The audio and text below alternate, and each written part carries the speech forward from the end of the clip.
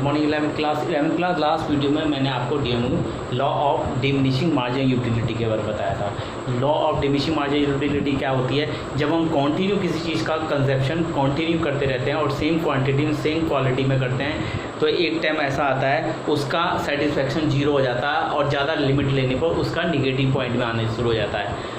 तो आज मैं बता रहा हूँ कंज्यूमर इक्विलिब्रियम में first case in case of single commodity. Consumer equilibrium मैंने आपको बताया था पहले भी शुरू की वीडियो में। कंज्यूमर इक्विलिब्रियम क्या होता है? यानी वो मैक्सिमम सेटिस्फेक्शन कम से कम मिनिमम कॉस्ट पर जब किसी कंज्यूमर को मैक्सिमम सेटिस्फेक्शन जिस लेवल में मिलता है, जिस पॉइंट पे मिलता है, उसे ही हम कंज्यूमर इक्विलिब्रियम बोलते हैं। अब consumer equilibrium in the case of single commodity, यानी एक सिंगल कमोडिटी में कंज्यूमर इक्विलिब्रियम है क्या? सिंगल कमोडिटी में अब बताना है। तो a consumer is an equilibrium at A quantity at which the marginal utility of goods X is equal to the price। यानी उस क्वांटिटी में कंज्यूमर इक्विलिब्रियम माना जाएगा जहां उसकी यूटिलिटी, मार्जिनल यूटिलिटी और जो उसका प्राइस होगा दोनों एक दूसरे के बराबर होंगे। यानी जो हमें सेटिस्फेक्शन मिल रहा है और जो हम पैसा खर्च कर रहे हैं वो बराबर होना चाहिए। अगर हमारा लिया गया सेटिस्फेक्शन और हमारे दिए गए पैसे दोनों इक्वल हैं तो इसका मतलब कंज्यूमर इक्विलिब्रियम पॉइंट है। अब कंज्यूमर इक्विलिब्रियम पॉइंट आपको समझ में आ गया। इसको हम अगर शॉर्टकट वे में एक इक्वेशन में लें तो MUX/PX equal to MUM equal to 1, MUX/PX equal to MUM equal to 1। यानी MUX marginal utility, X production की मार्जिनल यूटिलिटी और PX उसका प्राइस। अगर MUX को PX से डिवाइड कर दिया जाए तो 1 के इक्वल होगा। इसका मतलब दोनों बराबर है। यानी यहाँ 20 है, अगर यहाँ 20 है तो 20 से 20 डिवाइड किया तो 1 आएगा। इसका मतलब marginal utility of commodity X और उसको खर्च, उस पर किया गया खर्च PX अगर बराबर है तो 1 इक्वल टू 1 है तो हमारा क्या होगा? कंज्यूमर इक्विलिब्रियम होगा। ये आपको क्लियर हो गया होगा। यहाँ MUM का मतलब है इस पे खर्च किया गया पैसा। MUM का मतलब marginal utility of money expenditures, यानी जितना खर्च किया उसकी मार्जिनल यूटिलिटी क्या है वो बराबर होनी चाहिए MUX/PX के इक्वल टू 1। यानी MUX/PX इक्वल टू 1 या MUM। तो MUX/PX MUM इक्वल टू 1 यहाँ मार्जिनल यूटिलिटी। तो कंज्यूमर इक्विलिब्रियम आपको समझ में आ गया। यानी जितने पैसों में अगर मैं कोई पैसा खर्च कर रहा हूँ और मुझे उस पैसों के बराबर सेटिस्फैक्शन मिल रहा है तो वो कंज्यूमर इक्विलिब्रियम होता है। उस पॉइंट को कंज्यूमर इक्विलिब्रियम कहते हैं। मार्जिनल यूटिलिटी का पॉइंट ही हमारा सेटिस्फैक्शन से मतलब है। तो अब मैं यहाँ पॉइंट बता रहा हूँ। Case if MUX more than PX, MUX more than PX, इसका मतलब मार्जिनल यूटिलिटी अगर हमारी प्राइस से ज़्यादा है, यानी अगर मैं 5 रुपये खर्च कर रहा हूँ और मुझे 15 रुपये 20 रुपये का सेटिस्फैक्शन मिल रहा है, अगर मैं 5 रुपीज़ खर्च कर रहा हूँ और मुझे 15-20 रुपये का सेटिस्फैक्शन मिल रहा है तो then consumer is not equilibrium. तो उस सिचुएशन में कंज्यूमर इक्विलिब्रियम पॉइंट नहीं होगा, क्योंकि मैं 5 रुपये खर्च कर 20 रुपये का सेटिस्फैक्शन मिल रहा है, यानी मुझे सेटिस्फैक्शन ज़्यादा का मिल रहा है। And he goes on buying because benefit is greater than cost, यानी वो और खरीदने की कोशिश करेगा और लेने की कोशिश करेगा क्योंकि उसको सेटिस्फैक्शन ज़्यादा मिल रहा है और खर्चा कम करना पड़ रहा है और सेटिस्फैक्शन ज़्यादा मिल रहा है।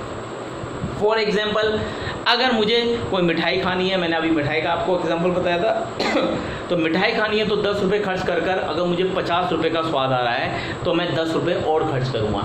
तो मैं और ख़रीदता जाऊँगा जब तक वो 10 रुपये का खर्च करके मुझे 10 रुपये का सेटिस्फैक्शन ना हो जाए। तो जब 10 रुपये खर्च करके मुझे 10 रुपये का सेटिस्फैक्शन हो, वही कंज्यूमर इक्विलिब्रियम है। तो यहाँ का है इफ़ MUX, अगर MUX मोर देन PX, यानी प्राइस हम कम खर्च कर रहे हैं और सेटिस्फैक्शन यानी मार्जिनल यूटिलिटी हमें ज़्यादा मिल रही है तो हम और खरीदेंगे और खरीदने की तरफ जाएंगे क्योंकि हमें बेनिफिट ज़्यादा मिल रहा है। लेकिन when MUX more than PX, लेकिन अगर मार्जिनल यूटिलिटी कम है और प्राइस ज़्यादा है, यानी अगर मुझे 50 रुपये खर्च करने के बाद केवल 20-25 रुपये या 35 रुपये 40 रुपये का सेटिस्फैक्शन मिल रहा है तो इस केस में भी consumer is not equilibrium, consumer equilibrium नहीं होगा। क्यों नहीं होगा? क्योंकि उसका जो मार्जिनल यूटिलिटी है अब कम होगी और किया गया खर्चा ज़्यादा हो गया, जबकि दोनों क्या होना चाहिए, MUX/PX 1 के इक्वल, यानी दोनों एक दूसरे के इक्वल होने चाहिए थे। तो when MUX more than PX then also consider not equilibrium as he will be have reduced consumption of commodity। तो इस केस में अगर MUX लेस देन PX यानी MUX PX से कम है, यानी खर्च किया गया पैसा से हमें मार्जिनल यूटिलिटी कम मिल रही है, खर्च किए गए पैसे से हमें सेटिस्फैक्शन कम मिल रहा है, तो हम क्या करेंगे, जो कमोडिटी का कंजप्शन कर रहे थे यानी जिस प्रोडक्ट का कंजप्शन कर रहे थे उसका कंजप्शन करना कम कर देंगे, क्योंकि हमें खर्च ज़्यादा हो रहा है लेकिन सेटिस्फैक्शन बहुत ही कम मिल रहा है। जब हमें सेटिस्फैक्शन कम मिलेगा तो हम क्या करेंगे, अपने कंजप्शन कमोडिटी को कम कर देंगे, और जब सेटिस्फैक्शन हमें ज़्यादा मिलेगा खर्च किए गए पैसे, तो हम किधर जाएंगे, और खरीदेंगे, और खरीदने की तरफ कोशिश करेंगे, और ये तब तक करते रहेंगे जब तक MUX/PX यानी इक्वल टू 1 ना हो जाए, यानी कंज्यूमर इक्विलिब्रियम पॉइंट ना आ जाए। तो कंज्यूमर इक्विलिब्रियम पॉइंट आपको समझ में आ गया होगा, यानी जिस पॉइंट पर, जिस लेवल पर हम जितना पैसा खर्च करते हैं उसके बराबर हमें सेटिस्फाई कंज्यूमर इक्विलिब्रियम होता है, और इसकी equation MUX/PX MUM equal to 1, और MUX अगर मोर देन है PX के तो हम ये क्वेश्चन बन सकता है, अगर MUX मोर देन PX है तो किस कंडीशन कंज्यूमर क्या करेगा, तो इस कंडीशन कंज्यूमर क्या करेगा, खरीदने की तरफ जाएगा।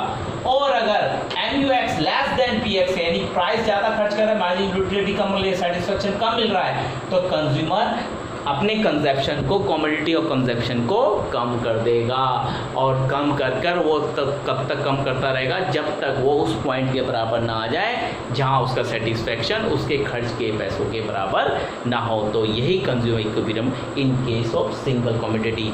समझ में आ गया होगा। इसकी कल पूरा टेबल पूरी अच्छी तरह मैं आपको समझाऊंगा, तो ये डेफिनेशन आप नोट डाउन कर लीजिए, कोई भी प्रॉब्लम हो मुझे पूछ लीजिए। By learning class.